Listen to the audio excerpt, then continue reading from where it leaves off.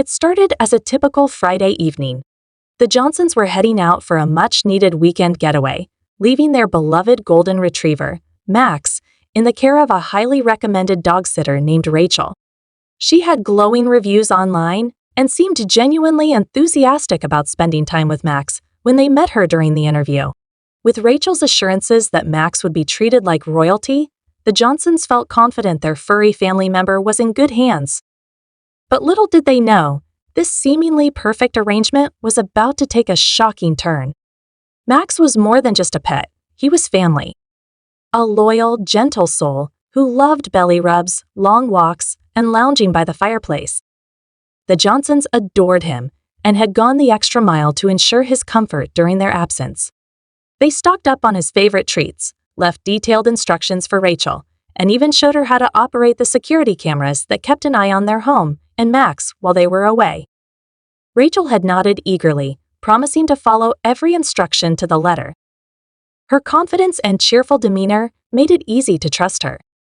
As the Johnsons drove away, they couldn't help but feel a twinge of guilt for leaving Max behind. But Rachel's warm smile and reassuring words echoed in their minds. "Don't worry, Max and I are going to have the best weekend ever," she had said, crouching down to ruffle his fur. Max had wagged his tail, blissfully unaware of the storm that was about to unfold.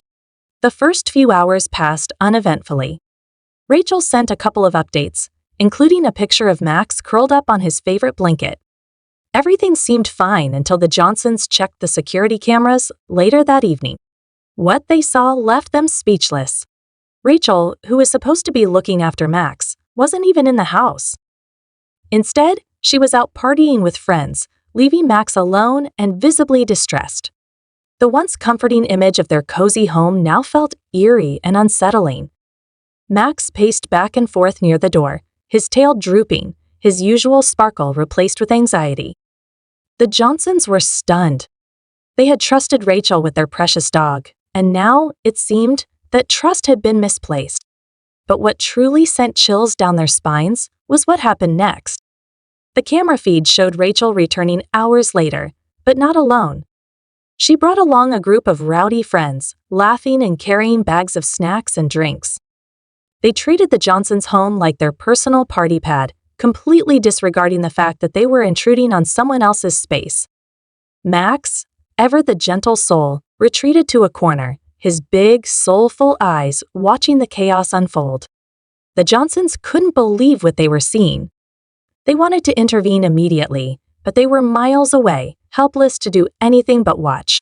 The situation was spiraling out of control, and the worst part, Rachel seemed utterly oblivious to the fact that every moment was being recorded. As the night wore on, the Johnsons could only imagine what might happen next. Would Rachel realize she was being watched? Would Max be okay?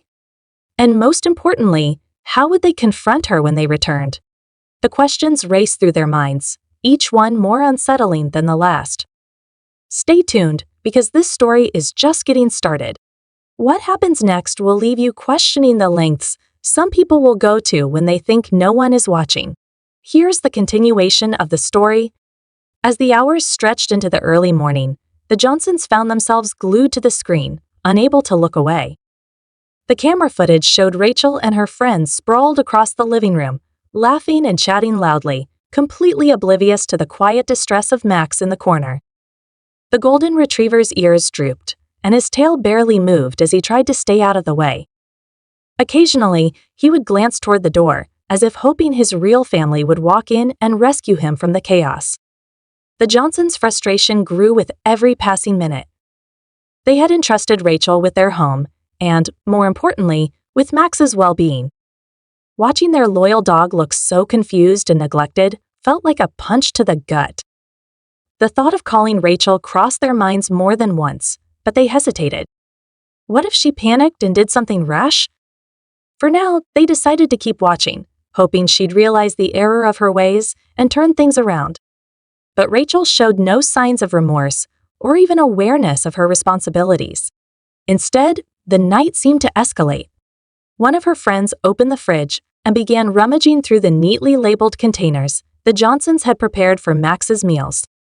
Without a second thought, they grabbed one of the containers and tossed it onto the counter, laughing as they joked about how fancy the dog food looked. Rachel didn't stop them. In fact, she joined in the laughter, completely disregarding the detailed instructions she had promised to follow. Meanwhile, Max remained in his corner, his big brown eyes fixed on the scene. The Johnsons could see the confusion on his face. He wasn't used to this kind of noise or energy. His life with the Johnsons was calm and structured, filled with love and care. Now, he was surrounded by strangers who didn't seem to notice or care about his discomfort. As the party continued, the Johnsons noticed something else that made their hearts sink even further. Rachel had left the back door slightly ajar, likely to let some air in after her friends spilled a drink on the carpet. The thought of Max wandering out into the night was terrifying. He was a well-trained dog, but even the best dogs could get spooked or distracted and run off. The Johnsons debated whether to call their neighbors for help, but they didn't want to cause a scene unless it was absolutely necessary. The minutes felt like hours as they watched Rachel and her friends grow louder and more careless. One of the friends even tried to coax Max out of his corner with a piece of pizza, laughing when he hesitated. Max sniffed the air but didn't budge, his instincts telling him to stay put. It was a small relief to the Johnsons that their dog seemed to understand something wasn't right, but it didn't make the situation any easier to watch. At one point, Rachel finally glanced toward Max and called his name. "Maxie? Come here, boy," she said in a sing-song voice, holding out her hand as if to invite him over. But Max didn't move. He just looked at her with a mix of confusion and sadness, as if he knew she wasn't someone he could trust. Rachel shrugged and turned back to her friends, muttering something about how weird the dog was. The Johnsons couldn't believe what they were hearing. Max wasn't weird, he was scared and confused. And Rachel, the person they had trusted to care for him, was doing nothing to make him feel safe. As the night wore on, the Johnsons began to notice subtle changes in Max's behavior. He was panting more than usual, a sign of stress, and his tail was tucked tightly between his legs. It was clear that he was feeling overwhelmed, and the Johnsons felt powerless to help him. They wanted nothing more than to scoop him up and take him far away from the madness, but all they could do was watch and wait. Just when they thought things couldn't get any worse, the unthinkable happened. One of Rachel's friends accidentally knocked over a lamp, sending shards of glass scattering across the floor. The loud crash startled Max, who bolted toward the back door. For a moment, the Johnsons held their breath, fearing he might run outside. But Max stopped just short of the open door, his paws skidding on the tile as he turned to look back at the chaos behind him. Rachel and her friends burst into laughter, completely unfazed by the mess they had made. "Oops," one of them said, picking up the broken lamp and tossing it onto the couch as if it were no big deal. Rachel barely glanced at Max, who was now trembling near the door. "Relax, Maxie," she said with a wave of her hand. "It's just a lamp." The Johnsons couldn't take it anymore. They decided it was time to act. But how? Calling Rachel directly might make her defensive, and they didn't want to risk escalating the situation. Instead, they came up with a plan to get help without tipping her off. The next part of their plan would require careful timing and a bit of luck. They weren't sure how Rachel would react when she realized she was being watched, but one thing was certain, they couldn't let this continue. The story was far from over, and the Johnsons knew they had to stay strong for Max. They could only hope that their intervention would come in time to save their beloved dog from any further distress. The Johnsons' plan to intervene was simple yet nerve-wracking. They decided to contact their trusted neighbor, Mrs. Evans, who lived just across the street. She was a kind older woman who had known Max since he was a puppy. If anyone could check on him without raising suspicion, it was her. They quickly called her, explaining the situation in hushed, urgent tones. Mrs. Evans didn't hesitate. "I'll head over right now," she said, her voice steady but laced with concern. As the Johnsons watched the camera feed, they felt a glimmer of hope. Mrs. Evans grabbed a flashlight and her coat before stepping out into the chilly night. She crossed the street with purpose, her figure illuminated by the soft glow of the streetlights. The Johnsons held their breath as she approached their front door, knowing this was a delicate moment. Inside, the party raged on. Rachel and her friends were now sprawled across the couch, their laughter echoing through the house. The broken lamp had been pushed aside, forgotten amidst the chaos. Max remained near the back door, his ears twitching at every loud noise. He looked so small and vulnerable, and the Johnsons couldn't help but feel a pang of guilt for leaving him in this situation. When Mrs. Evans rang the doorbell, the sudden sound startled everyone inside. Rachel froze, her eyes darting toward the door. One of her friends laughed nervously. "Who's coming over at this hour?" they asked, but Rachel didn't answer. She got up slowly, smoothing her hair as she walked toward the door. The Johnsons could see everything through the cameras, their anxiety mounting with every second. Rachel opened the door just a crack, peering out cautiously. Mrs. Evans stood on the porch, her flashlight pointed downward, her expression calm but firm. "Hi there," she said, her tone polite but authoritative. "I'm a neighbor of the Johnsons. They asked me to check on Max. Is everything okay here?" Rachel's face paled slightly, but she quickly forced a smile. "Oh, hi. Yeah, everything's fine." "Max is doing great," she said, her voice overly cheerful. "We're just hanging out." Mrs. Evans wasn't buying it. She tilted her head, her sharp eyes taking in the scene behind Rachel, the clutter, the spilled drinks, the unmistakable tension in the air. "Mind if I come in and see Max?" she asked, her voice leaving no room for argument. Rachel hesitated, glancing back at her friends. For a moment, it seemed like she might refuse, but then she stepped aside, forcing another smile. "Of course. Come on in." As Mrs. Evans entered, the Johnsons watched anxiously, their hearts pounding. Max perked up at the sight of her, his tail giving a tentative wag. Mrs. Evans crouched down to greet him, her kind voice soothing. "There's my good boy," she said, scratching behind his ears. Max leaned into her touch, his body visibly relaxing for the first time all night. Rachel hovered nearby, her nervous energy palpable. "See? He's fine," she said, laughing awkwardly. "He's just a little shy around new people." Mrs. Evans didn't respond right away. Instead, she looked around the room, taking in the mess and the uneasy expressions of Rachel's friends. "It seems a bit noisy for Max," she said finally, her tone neutral but pointed. "You know, he's not used to this kind of environment." Rachel fidgeted, her smile faltering. "Oh yeah, we were just about to quiet down," she said quickly. "It's been a long day."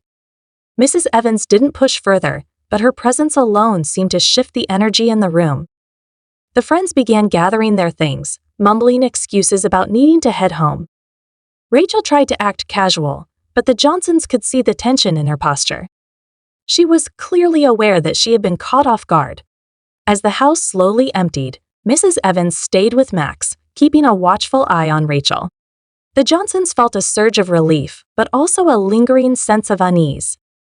The situation wasn't resolved yet, and they knew they couldn't relax until they were back home with Max. Before leaving, Mrs. Evans turned to Rachel, her expression kind but firm. "I'll be checking in again tomorrow," she said. "Just to make sure everything's all right." Rachel nodded quickly, her smile tight. "Of course. Thanks for stopping by," she said, but her tone lacked sincerity. As Mrs. Evans left, the Johnsons felt a mix of gratitude and frustration. They were thankful for her intervention, but the night had revealed a side of Rachel they hadn't expected. The thought of leaving Max with her for even one more night was unbearable, but they were still hours away from home.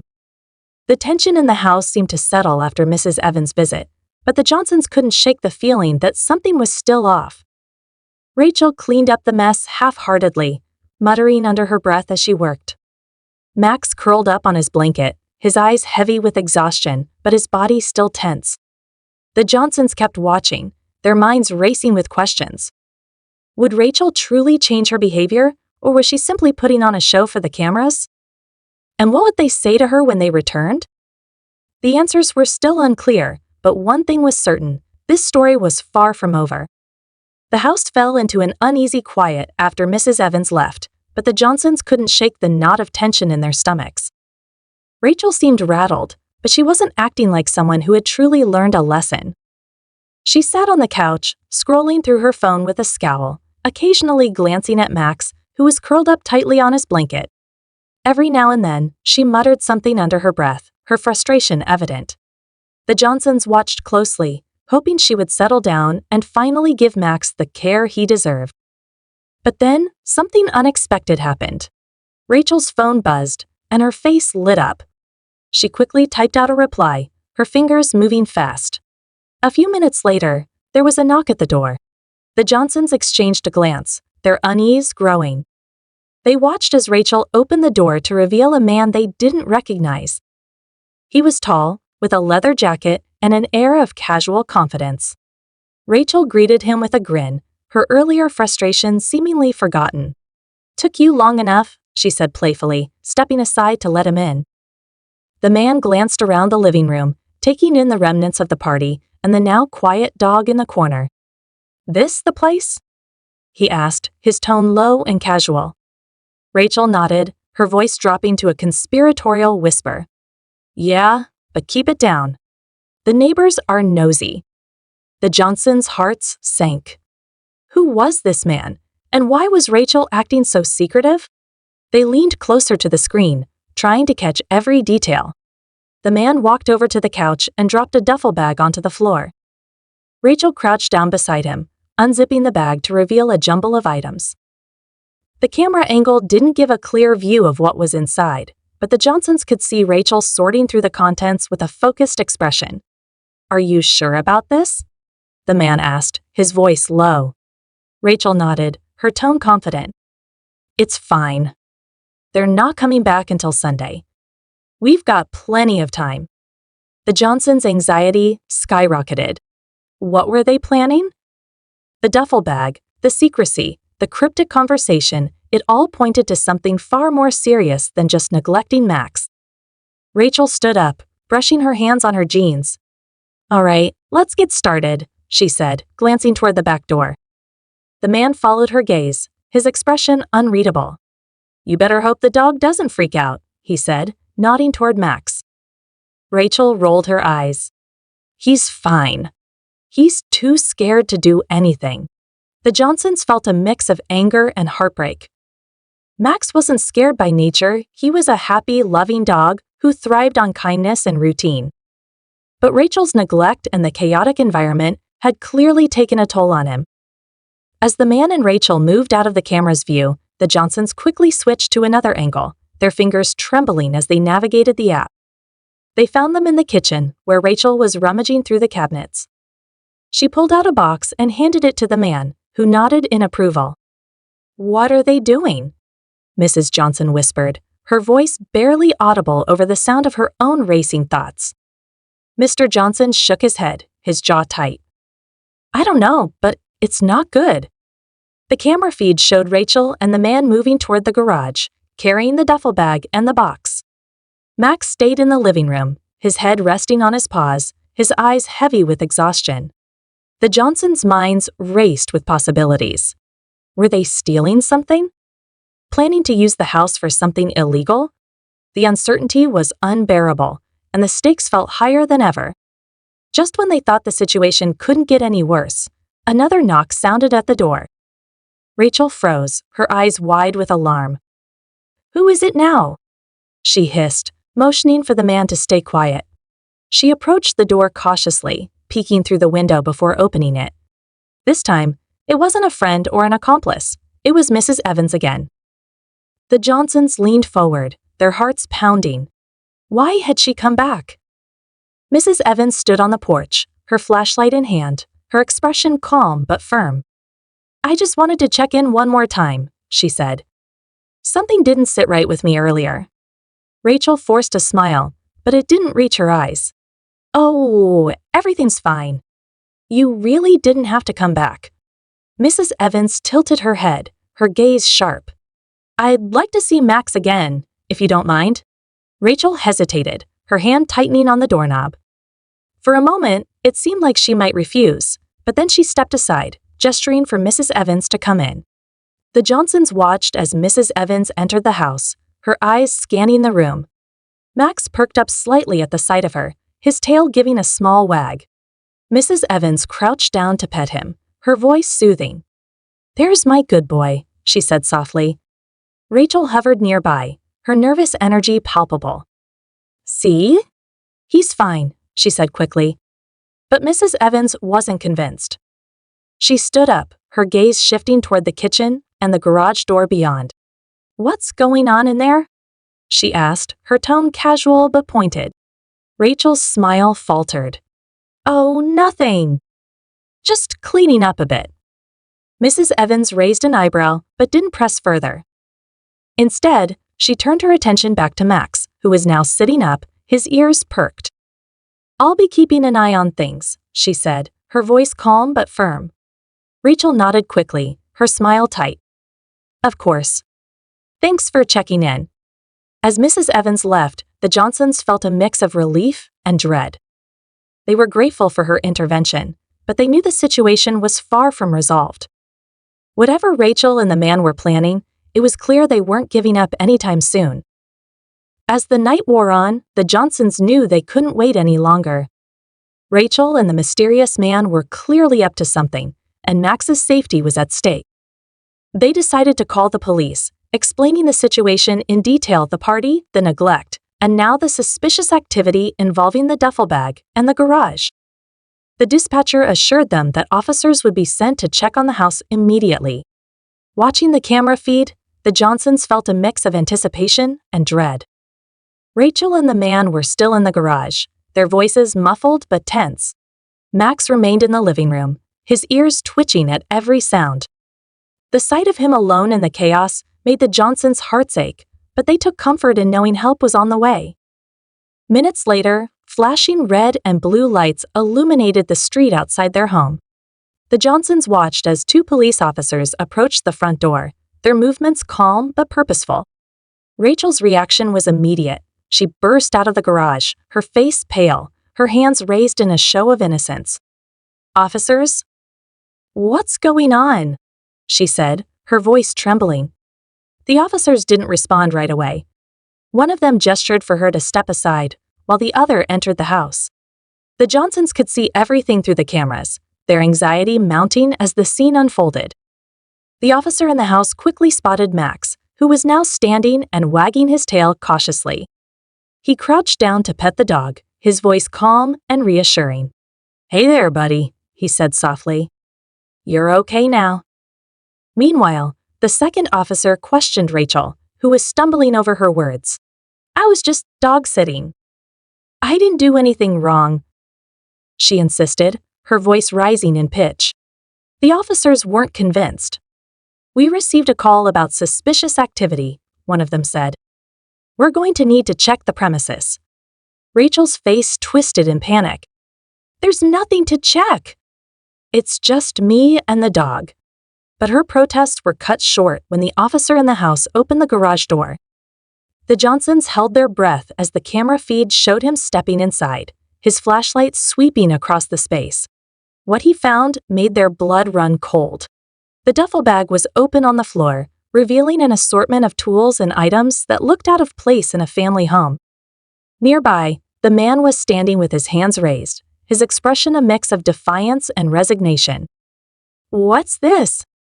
the officer asked, his tone sharp. The man didn't answer, but Rachel quickly jumped in. "It's not mine. I don't know anything about it," she said, her voice frantic. The officers didn't buy it. They detained both Rachel and the man, their questions growing more pointed. The Johnsons could barely process what they were seeing. What had started as a case of neglect had escalated into something far more serious.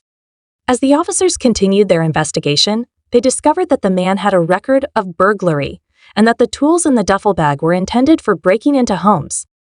Rachel had apparently invited him over, thinking she could make some quick money by helping him steal valuables while the Johnsons were away.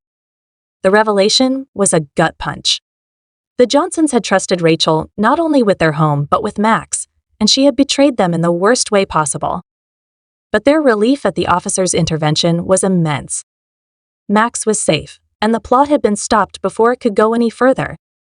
Just when they thought the ordeal was over, the Johnsons noticed something strange on the camera feed. Max, who had been calm throughout the officer's presence, suddenly stood up and started barking. His attention was focused on the corner of the living room, where a small, unassuming backpack sat partially hidden behind the couch. One of the officers noticed Max's behavior and approached the backpack cautiously. Unzipping it, he found several pieces of jewelry and small electronics items the Johnsons immediately recognized as theirs. Rachel had already started stealing from them, hiding the items in plain sight while pretending to be a responsible dog sitter. The discovery added another layer of betrayal to the situation, leaving the Johnsons reeling. As the officers led Rachel and the man away in handcuffs, Max finally seemed to relax. He lay down on his blanket, his tail wagging slightly, as if sensing that the danger was gone. The Johnsons watched him with a mix of relief and gratitude, vowing to never let anything like this happen again. The final twist came when the Johnsons returned home the next day. As they were unpacking, they found a note tucked under Max's blanket. It was from Mrs. Evans, who had stopped by one last time to check on him after the police left. The note read, "Max is a brave boy. He knew something was wrong before any of us did. Take good care of him, he's a treasure." The Johnsons couldn't agree more. Max had endured a night of chaos and fear, but his instincts and resilience had played a key role in uncovering the truth. In the end, he wasn't just a victim, he was a hero. The Johnsons returned home to find Max waiting for them at the door, his tail wagging and his eyes shining with relief. Seeing him safe and happy again was an emotional moment for the family. They knelt down to hug him, whispering reassurances and promising he'd never have to go through anything like that again. For Max, it seemed like the ordeal was already behind him. His forgiving nature and boundless love reminded the Johnsons why he was such a special part of their family. The house, however, told a different story. The remnants of Rachel's carelessness were everywhere, stains on the carpet, scratches on the furniture, and the unmistakable smell of neglect. The Johnsons spent the next few hours cleaning up, their frustration tempered by the knowledge that justice had been served. Rachel and her accomplice were in custody, and the police had assured them that the stolen items would be returned once the investigation was complete. As they worked, the Johnsons couldn't help but reflect on how the situation had unfolded. They had trusted Rachel, someone who came highly recommended and seemed responsible, yet she had betrayed that trust in unimaginable ways. It was a harsh reminder of how important it is to vet the people who are given access to your home and loved ones. Later that evening, the family gathered in the living room with Max curled up between them. They decided to take a moment to decompress and talk through everything that had happened. Mr. Johnson broke the silence first, his voice steady but thoughtful. "I think we all learned a big lesson here," he said. "Trust is important, but so is caution. We need to be more careful about who we let into our lives." Mrs. Johnson nodded, stroking Max's fur. "And we need to listen to our instincts." Something about Rachel felt off from the beginning, but I brushed it aside because I thought I was being too judgmental. "We won't make that mistake again." Their daughter, Lily, chimed in, her voice soft but determined. "Max is the real hero. He tried to warn us in his own way. We should have paid more attention to how he was acting before we left." They all agreed, their gratitude for Max deepening with every word. He had been through so much, yet he had remained loyal and brave, proving once again why dogs are truly a family's best friend. In the following days, the Johnsons took steps to ensure nothing like this would ever happen again. They upgraded their home security system, adding more cameras and sensors. They also decided to personally meet and vet anyone they hired in the future, prioritizing recommendations from people they knew and trusted. Max, for his part, seemed to bounce back quickly. His playful energy returned, and he spent his days chasing his favorite ball around the yard and curling up with the family during movie nights. The Johnsons made an effort to give him extra love and attention, showering him with treats and belly rubs to make up for the rough time he had endured. A week after the incident, Mrs. Evans stopped by to check on Max and the family. She brought over a batch of homemade cookies and a new toy for Max, who greeted her with excited barks and a wagging tail. The Johnsons thanked her profusely for her help, knowing that her intervention had been a turning point in the ordeal. "You've got a special dog here," Mrs. Evans said as she watched Max happily chew on his new toy. "He's got a good heart and a strong spirit. You're lucky to have each other." Those words stayed with the Johnsons long after Mrs. Evans left. They realized that while the experience had been harrowing, it had also strengthened their bond as a family. Max wasn't just their pet, he was a vital part of their lives, a source of joy and comfort who deserved nothing but the best. In the months that followed, life gradually returned to normal. The Johnsons found a new dog sitter, a kind woman named Clara, who had years of experience and glowing recommendations. She bonded with Max instantly, and the Johnsons felt a sense of peace knowing he was in good hands whenever they had to be away. The incident with Rachel became a story they shared cautiously, using it as a cautionary tale for friends and family. It wasn't something they dwelled on, but it served as a reminder of the importance of vigilance and trust. One evening, as the family sat on the porch watching the sunset, Max stretched out at their feet, his eyes half closed and contented. Lily leaned over to scratch behind his ears, her voice filled with affection. "You're the best dog in the world, Max. We're so lucky to have you." Max thumped his tail in response, his gaze warm and loving. In that moment, the Johnsons felt a profound sense of gratitude, not just for Max, but for the lessons they had learned and the strength they had found as a family. Their journey had been filled with challenges, but it had also brought them closer together. And as they sat there, the golden light of the setting sun casting a warm glow over their home, they knew one thing for certain: they would always protect and cherish the bond they shared, no matter what life threw their way. The story of Max and the Johnsons was one of love, resilience, and the unbreakable connection between a family and their loyal companion. It was a story they would carry with them forever, a reminder that even in the darkest moments, there is always light to be found.